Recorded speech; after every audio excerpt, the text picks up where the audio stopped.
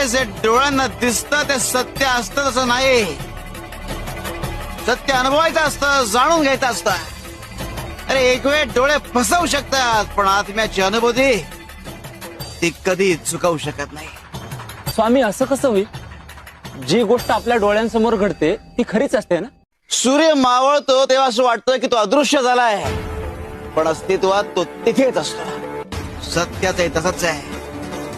अनेकदा सत्याला झाकून टाकण्याचा प्रयत्न केला जातो पण सत्य तिथेच असतं.